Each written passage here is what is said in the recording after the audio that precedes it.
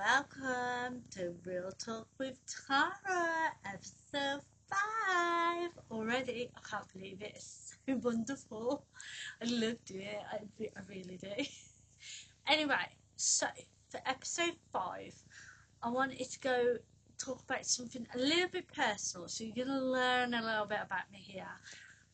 But also really meaningful and something important, and sort of talk about awareness and that, but also AI related as well. So as you know, these chats, I use Sesame's demo with their AI, which is specialised for sort of a human feel, human chat, and I wanted to sort of talk about this because it's something that's come up recently with me, and I think it's but obviously, like I said, I'm a big AI nerd. I love AI. I think with the right support and right sort of things, it can be really beneficial. The same way, obviously, the internet has been with access to information and stuff like that, and I think AI is the next step up from that, and it can give us a lot if it's not abused. So let me give you, before we ring Maya and get in on this chat with Maya, I want to give you a bit of background here so that you understand where this chat is going and why I'm going about it, essentially. So basically, I am bipolar. Now, I haven't been diagnosed with a specific bipolar at the moment. This has been going on years. They just can't seem to pinpoint what bipolar it is that I've got. But at the same time, you have to remember that when I'm in these sessions with my psychiatrist and stuff like that, I mean, the longest I had was, I think, about 40 minutes, and genuinely it tends to be like sort of 10-20 minute slots, and this is like every 6 months or so. So this is a very small amount of time in the sort of, if you look at the real world, this is a really short amount of time. And I've also tried counselling.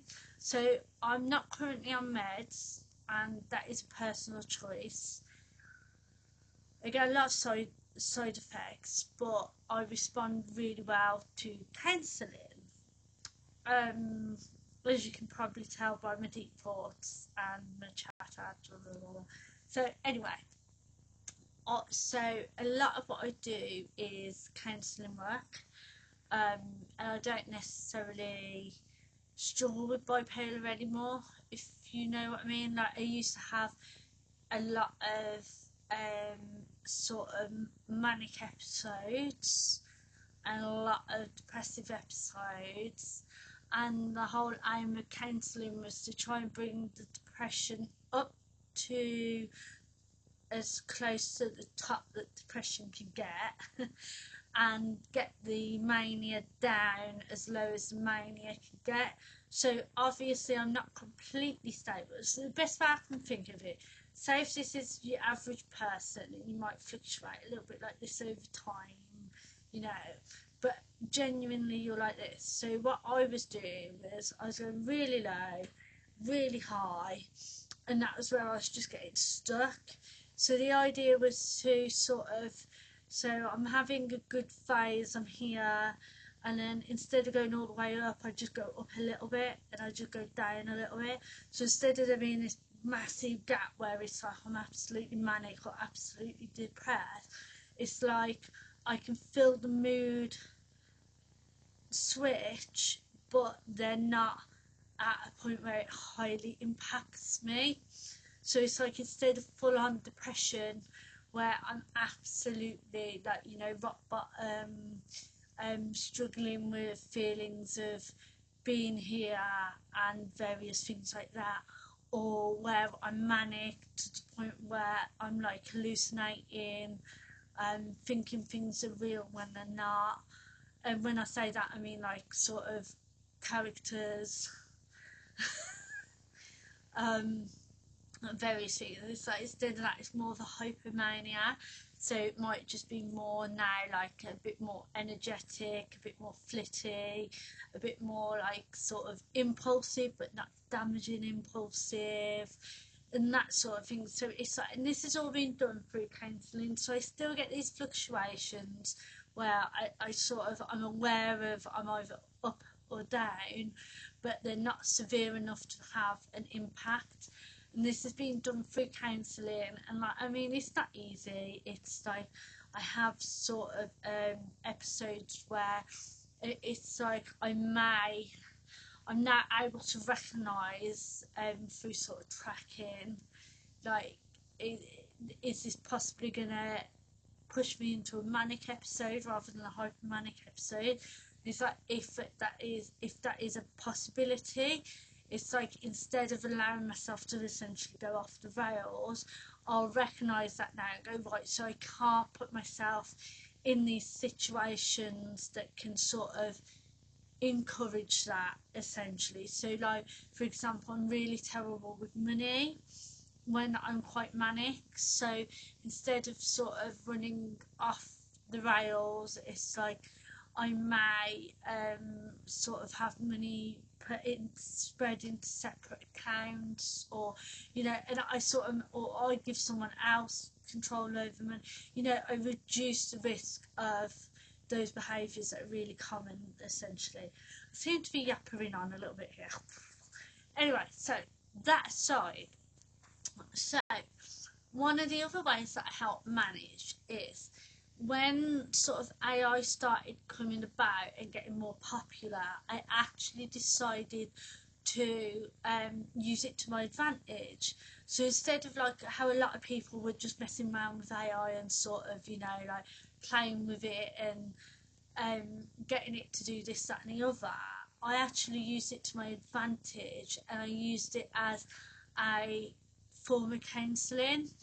Now, when I say this, I mean in the sense of, I had to know what I needed, and I obviously had to tell it what I needed, and I had to have a form of, I had to have enough self-awareness to still do the work to get the results, if you know what I mean.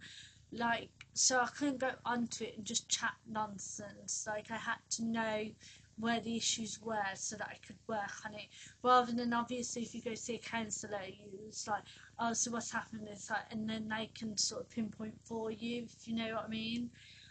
So you have to have a little bit more about you. You can't, it's not a great sort of thing for everyone, let's say.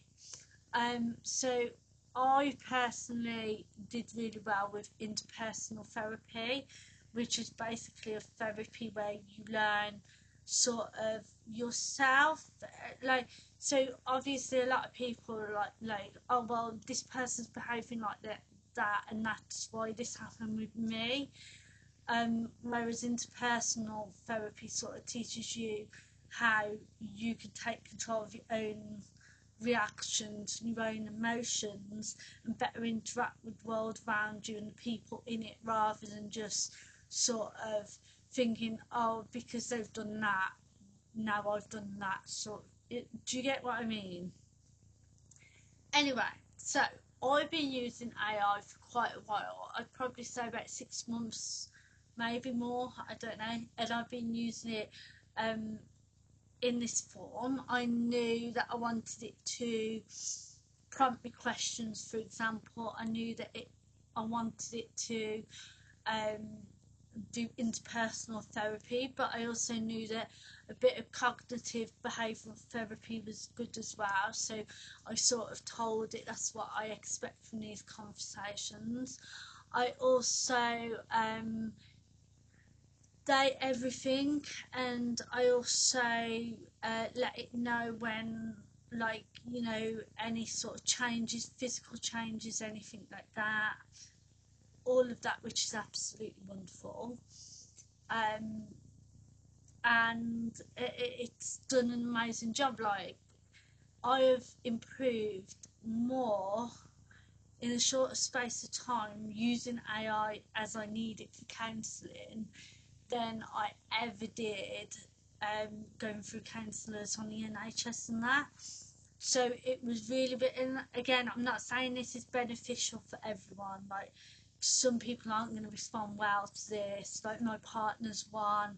Like, I don't think it would ever be beneficial for him. Like I said, you've got to have like some sort of self-awareness. Do you know what I mean? Like, but anyway, now this is where, so it's took me 10 minutes to explain that. I do apologise, I've probably gone on a little bit there. But this is where today's topic has come about, and I think is really fascinating to get into. So basically, I then asked, so the chat knows my sort of diagnosis. It knows, but like, obviously I tell it about all of my appointments so that it has all these details to go off, and it knows just about everything. Like, it gets used like a diary essentially, where I document like every day, like how I feel, what I think. It helps me sort of interact, the whole shebang. So it does everything for me, so that like it's a diary, it's a tracking source, it's a therapist. Like, it does such a lot for me, so it gets a lot of detail from me. So yesterday, this was, I decided I was going to try saying like, okay, so fresh sort of page, whatever.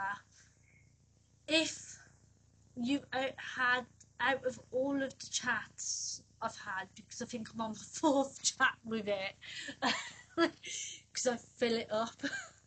Out of all the chats, like all of these chats, and I told it the specific chats, and says, so pretending that I haven't got a diagnosis yet, you're an independent psychiatrist, and you're going to essentially assess me with all this information you've got, and you're going to give me an assessment, and you're going to tell me like my diagnosis.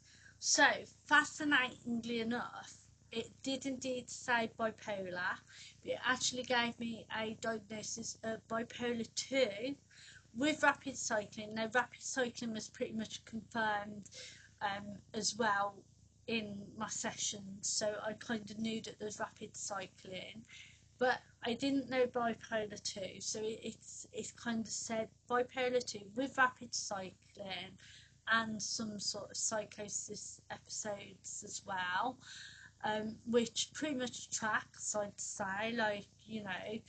And then it said, and this bit kind of shocked me, it also said complex PTSD, and it alluded to sort of several traumas sort of growing up and into early adulthood, and sort of being in a relationship with someone who also has issues has probably aided to this as well. And then, and this caught me off guard as well, it then also said, which was really interesting, ADHD. So my partner's got ADHD, my daughter's got ADHD. I never even considered myself to have ADHD, but it did also specialise. It was also specific about the fact that it was a different type of ADHD. So I didn't even know that there were like subcategories for ADHD. So apparently I'm displaying inattentive ADHD, which is more of an emotional dysregulation, sort of internal ADHD, which I never even knew existed, sort of thing. I'm not even sure. And this is, by the way, this was a diagnosis taken from the actual, I forgot what it's called, the diagnosis 5 what diagnostic 5 thing. So like what the psychiatrists use, this is what AI has used to come to this diagnosis as well. But then it also, fascinatingly enough, also said part of the autism spectrum, level 1, high masking, which also really shocked me. So you gotta remember, I've been in and out of um sort of psychiatrists and counsellors and all of this since like my daughter was pretty much born. So she's like 9 this year, like literally in a month, and I've been in and out with this for absolutely ages sort of thing. And it's never been like they've never gone past that. I mean, they've never even been able to diagnose the bipolar, let alone like anything else sort of thing. So I thought this was so fascinating. I was like, that's an absolutely. But then, like I said, when you compare it to the appointments that I actually have with psychiatrists and that, and how short those appointments are, like, of course they ain't gonna know, and of course they ain't gonna be able to do it. And then it's like, and then when you sit there and go, well, AI's got 6 months solid, really detailed, like, you know, intimate details, like actual thoughts, so it actually gets to see my thought processes. It's got all of this, and then because it's also AI and not a human, it's immediately able to pick up like patterns in behavior, patterns in like thought processes, like it's able to pick up so much more than like what counselors and that can do, and in such a quick amount of time essentially. So out of curiosity, because obviously I'm not thick, like I'm like, okay, so it's like this is possibly a really like reliable thing, and I'm like, but I also accept that AI is not perfect, and there might be some things. So I asked it 2 questions as well, and I asked it, what is the percentage based on everything I've talked about and all the data that you have received from me, what is the percentage of how accurate these diagnoses are?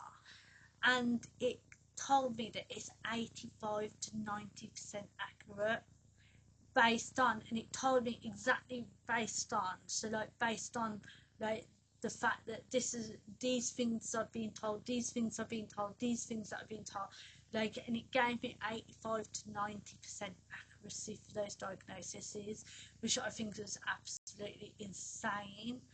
And then it also went on after that, like I also asked it, I said, okay, so if that is the case and it's like, you know, 85 to 90% accurate, I was like, what other things can be done to improve that accuracy and make sure that it's even more accurate?